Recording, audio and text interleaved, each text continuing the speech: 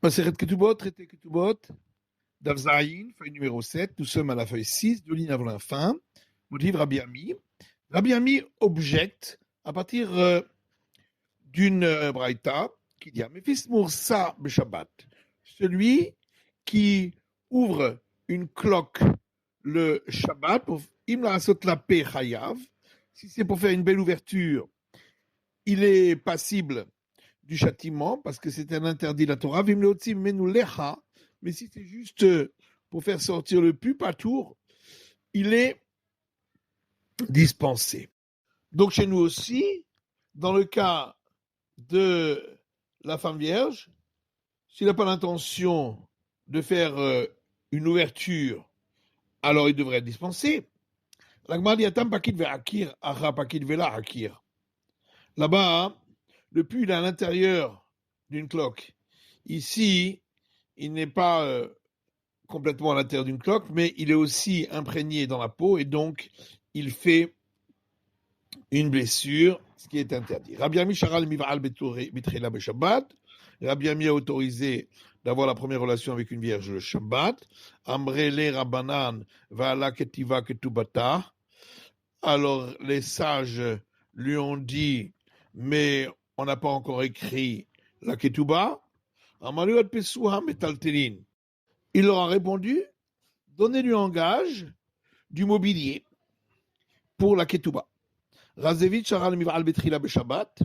Rav Zevid a autorisé d'avoir la première relation avec une vierge le Shabbat. Ika de Amri Rav Zevid Gouf et Baal Betrila Beshabbat. Et certains disent que Rav Zevid lui-même a eu la première relation avec une vierge le Shabbat. Rav Yehuda Sharal Miv'al Betrila Beyom Tov. Rav Yehuda a autorisé à avoir la première relation avec une vierge un jour de fête. Amar Rapapi Mishven Rava. Rapapi dit au nom de Rava Loteshma Beyom Tov de Sharia Beshabbat Asur. Ne dis pas que c'est seulement jour de fête que ce serait permis, mais Shabbat ce serait interdit. En vérité, même le Shabbat aussi ce serait permis. Seulement, l'histoire s'est passée un jour de fête. Alors que Rapapa, au nom de Rava, lui dit, jour de fête c'est permis, Shabbat c'est interdit. Rapapi a dit à Rapapa, mais quelle est la raison pour laquelle tu autorises que jour de fête?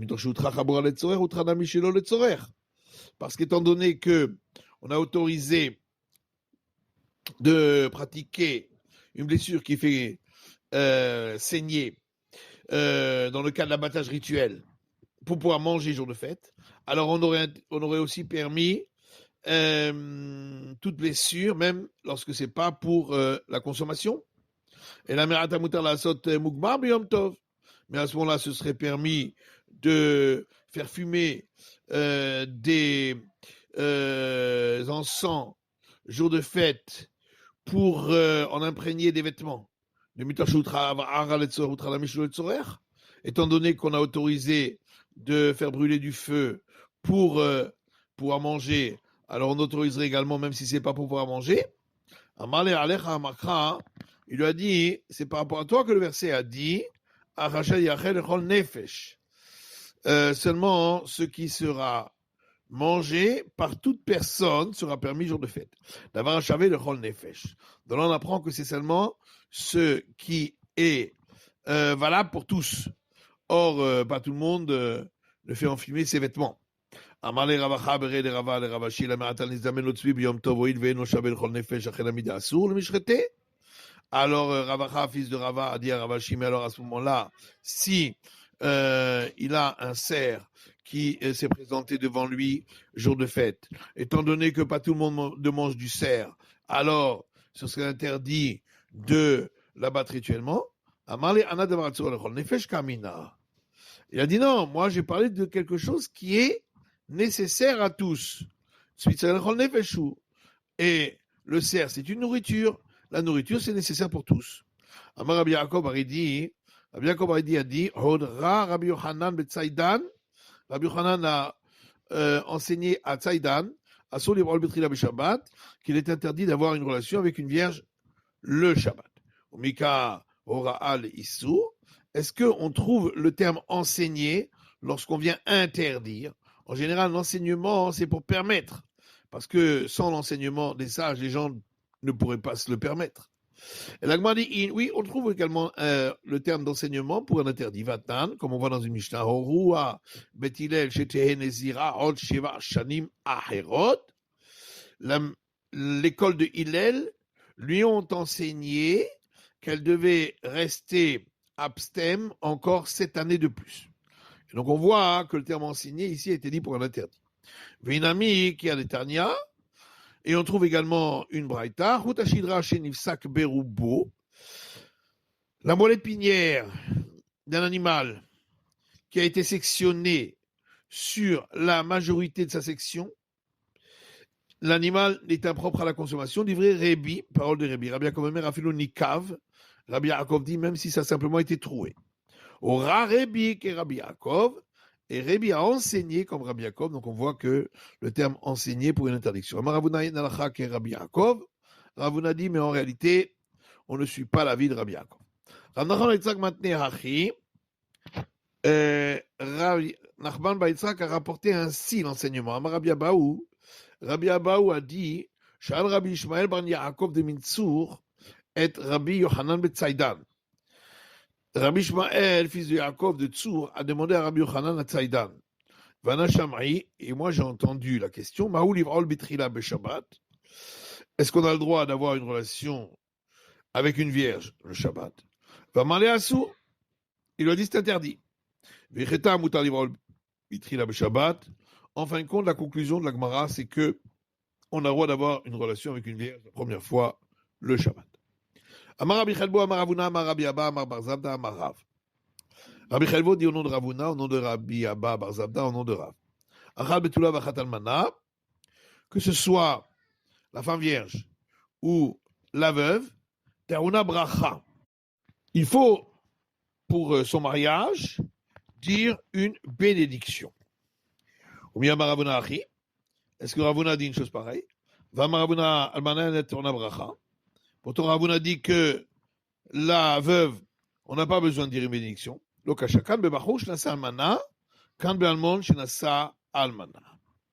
pas une question. Quand on a dit qu'on a besoin de bénédiction, c'est lorsque c'est un jeune homme qui c'est pour son premier mariage, qui se marie avec une veuve. Et quand on a dit qu'on n'a pas besoin, c'est lorsque c'est un veuf qui se marie avec une veuve. Donc pour les deux, c'est un deuxième mariage. Et alors, un veuf qui s'est marié avec une veuve, il n'y a pas de bénédiction à dire. Pourtant, Nachman dit au nom de Ravuna Barnatan, Tana, une braïta dit Menaïn birkat hatanim be'asara. D'où sait-on que la bénédiction pour les jeunes mariés requiert 10 personnes, un quorum, chez Neymar, parce qu'il est dit dans le rouleau de Ruth, Vaikar Asara Anashim Izikne Ha'ir. Et Boaz a pris 10 hommes des sages de la ville. Yomer chez vous, Po. Il leur a dit, asseyez-vous ici. Chez vous, ils se sont assis. Ou Boaz Alman, chez Nassalman avait. Boaz était un veuf qui s'est marié avec une veuve. Et on voit qu'il les a rassemblés pour les bénédictions du mariage. La Gemara dit, quand Ravuna a dit que un veuf qui s'est marié avec une veuve, il n'y a pas besoin de bénédiction. Et Nationabracha Kol Shivra, ça c'est pour les 7 jours de festivité. Mais le premier jour, il faut la bénédiction. Et là, mais alors, ce qu'on a vu dans une braïta, que les sages ont veillé à l'avantage des filles d'Israël, c'est-à-dire que le mari se réjouisse avec sa femme qui est veuve pendant 3 jours. Mais de quoi s'agit-il? Si le mari, c'est son premier mariage à Amata Shivra, tu as dit qu'il faut 7 jours. Iba Almon, si le mari est veuf lui-même, Amata Yom Echad, tu as dit que c'est qu'un jour. Baïtema Almon, on peut répondre qu'on parle du veuf, Yom Echad Ibracha. Quand on a dit un jour, c'est pour les bénédictions. Mais 3 jours pour la réjouissance avec sa femme. Baïtema, on peut donner une autre réponse. Bebarou, on parle d'un homme qui s'est marié pour la première fois. Shivra libracha, il faut 7 jours pour les bénédictions. Ou shlosha simcha, et 3 jours pour les réjouissances. Métivé, la Gemara objecte. À partir d'une braïta qui dit pour une vierge, on dit les bénédictions pendant 7 jours, ou l'almana yom echad, et pour une veuve, 1 jour. Alors, n'est-ce pas, on parle même d'une vierge qui s'est mariée avec un homme pour qui c'est le premier mariage. Lo, les Almon. Non, on parle d'un cas où elle s'est mariée avec un veuf. Avalebachou maïshivra. Donc, ça voudrait dire que si c'était son premier mariage à lui, ce serait 7 jours. Alors, à ce moment-là, on devrait dire ainsi.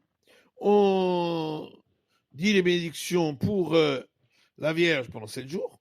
Ou l'almanach niset le bachur shivra. Et pour une veuve qui s'est mariée avec un homme pour qui c'est le premier mariage, aussi 7 jours. Ou l'almanach yom echad. Et pour une veuve, donc avec un veuf, un seul jour. La Gemara limite la psikta ketani. Seulement, ici, on a voulu donner un enseignement qui est valable tout le temps, partout. En disant que on trouve jamais un cas où pour la Vierge il y a moins de 7 jours, mais les kanalmana et on trouve jamais que pour la veuve ce soit moins que un jour.